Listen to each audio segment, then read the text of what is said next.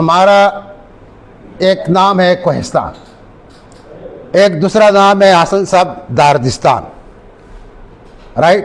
اب انہوں نے لکھا ہے اپنی کتاب میں کہ کوہستان کا مطلب ہے، جو بھی کوہستان کہتا ہے پہاڑی علاقہ، پہاڑوں پر مشتمل آباد علاقے کو کوہستان کہتے ہیں۔ اور انہوں نے لکھا ہے کہ یہ کوہستان کابل میں بھی ہے، افغانستان میں بھی ہے، یہ سندھ میں بھی ہیں، اور ایسے کوہستان اور یہ سینٹرل وسطی ایشیا کے ممالک میں بھی پائے جاتے ہیں۔ تو ظاہر ہے کوہستان ایک اب ارضیاتی نسبت ہو گئی، مطلب ایک جو زمین کی شکل ہے یا جغرافیائی نسبت ہو گئی وہ اس کی ہے۔ تو کوہستان سے مراد، اب اس پر یہ شاید ہم نے نہیں سوچا، انہوں نے یہ بھی لکھا ہے کہ کہیں کہ اس کو عربک میں کوہستان، قاف سے کوہستان بھی لکھا، کوئی نام لکھے ہیں کوئی بزرگوں کے کہ کوہستانی یہ بھی ہو سکتا ہے۔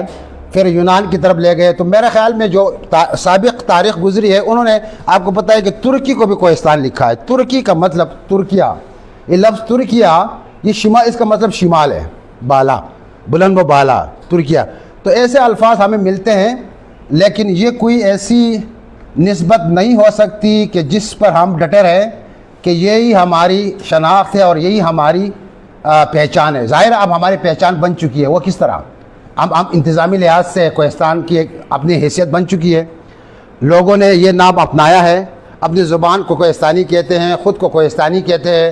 علامہ اقبال مرحوم صاحب نے کہا تھا، فطرت کے مقاصد کی جو کرتا ہے نگہبانی، یا بندہ صحرائی یا مرد کوہستانی۔ اب اس کو بھی ہم پڑھتے رہتے ہیں کہ یہ ہمیں کہا گیا ہے، حالانکہ اس کے پیچھے نہیں جاتے کہ اس کا کیا مطلب ہے کہ کس کو کہا گیا ہے، لیکن مجھے یہ واقعی مرد کوہستانی لگے۔ مرد کوہستانی اس لحاظ سے لگے کہ فطرت کے قریب، مرد ایک بندہ صحرائی جو صحراؤں میں بکریاں مال مویشی چراتے ہیں، وہ بندہ صحرائی ہو گئے، بدو ٹائپ کے لوگ۔ اور مرد کوہستانی جو پہاڑوں میں رہتے ہیں، ان کی کوئی تہذیب نہیں ہوتی۔ اب تہذیب نہیں ہوتی تو یہ بات ذہن میں رکھیے، تہذیب نہیں ہوتی تو تہذیب، یہ سارے مسائل جو دنیا میں پیدا کر دیے ہیں نا، یہ لبرل ہے، یہ لیفٹسٹ ہے، یہ مہذب ہے، یہ وحشی ہے، یہ مقدس ہے، یہ ناپاک ہے، یہ فلاں ہے، یہ سارے تہذیب نے پیدا کر دیے۔ یہ تفریق، انسانوں میں تفریق تہذیب نے پیدا کر دی ہے۔ لہٰذا علامہ اقبال جس بات کی طرف اشارہ کرتا ہے کہ مرد کوہستانی صرف فطرت کے ساتھ رہتا ہے اور اس تفریق میں اب نہیں پڑھنا چاہتا، تو مجھے ہم تو نہیں، میں تو مرد کوہستانی نہیں رہا، لیکن مجھے حسن صاحب مرد کوہستانی بالکل لگے اور بالکل فطرت کے قریب لگے۔ اب دوسری بات داردستان کی بات، انہوں نے داردستان کو اڑا کے رکھ دیا۔ اپنی کتاب میں کہا کہ یہ ایک دیومالائی مفروضہ ہے۔ میں مانتا ہوں داردستان کوئی ریاست یا سلطنت نہیں تھی۔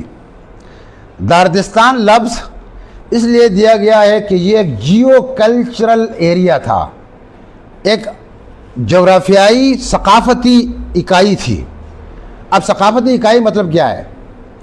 زبانیں الگ تھی، اب بھی الگ ہے، لیکن ان کی ثقافت ایک جیسی تھی۔ لغمان سے اوپر کنڑ، یہ اپنا نورستان، پھر اپنا چترال، پھر یہاں یہ اپنا سوات، دیر، یہ کوہستان پورا علاقہ، دیامر، اوپر گلگت بلتستان، لداخ تک، یہاں زبانیں مختلف ہیں اور مختلف زبانوں کی شاخوں سے تعلق رکھتے ہیں، لیکن ثقافتی لحاظ سے کم و بیش پہلے تو ایک جیسے تھے، اب بھی ان میں مماثلت پائی جاتی ہیں۔ اب میں آپ کو مثال دیتا ہوں۔ یہاں آپ اس طرف مغربی کوہستان کے لوگوں کو بھی کوہستانی کہتے ہیں، مشرقی کوہستان کے لوگوں کو بھی کوہستانی کہتے ہیں۔ ان کی زبان کو انڈس کوہستانی کہا جاتا ہے، ان کی زبان کو کوہستانی شینا یا شینا کوہستانی کہا جاتا ہے۔ اب زبانیں مختلف ہیں، شاید بہت سارے لوگ ان زبانوں کو آپس میں سمجھتے بھی نہیں ہے، ایسا ہی ہے نا۔ اب آپ اور وہ لوگ بات کرتے ہیں تو شاید پشتو یا اردو کا سہارا لیتے ہیں، لیکن اس کتاب میں لکھا ہے، کوئی ایک رواج کی بات کی گئی ہے، میں صرف اس کا حوالہ دیتا ہوں تاکہ یہ ثقافتی جو شاید مدنڈ اور بدنڈ، یہاں مدنڈ کہتے ہیں، وہاں بدنڈ کہتے ہیں، تو مطلب نام فرق ہے لیکن روایت ایک ہی ہے، ثقافت ایک ہی ہے۔ تو اس طرح یہ روایت ہمارے توروال میں بھی ہے، ہمارے کالام میں بھی ہے، ہمارے گلگت بلتستان میں بھی ہے، اور ہر جگہ چترال میں بھی ہے۔ تو اس لیے کہا جاتا ہے کہ داردستان یہ ایک ثقافتی کل ہے، ثقافتی، یہ کوئی سلطنت نہیں تھا۔ دوسری بات، داردستان کی قدامت ہمیں سوچنا چاہیے، کوہستان لفظ کہاں سے آیا ہے؟ یہ آیا ہے پشتونوں سے، مطلب جو باہر سے لوگ آئے انہوں نے دیا ہے، ظاہر ہے فارسی کا لفظ ہے۔ داردستان کا لفظ بھی فارسی کا لفظ ہے، لیکن دارادا، داردکئی، دادکئی یہ الفاظ بہت پرانے ہیں، ہیروڈوٹس کے زمانے کے ہیں، اسٹرابو کے زمانے کے ہیں، پٹلومی کے زمانے کے ہیں، تو اس کی قدامت بہت پرانی ہے۔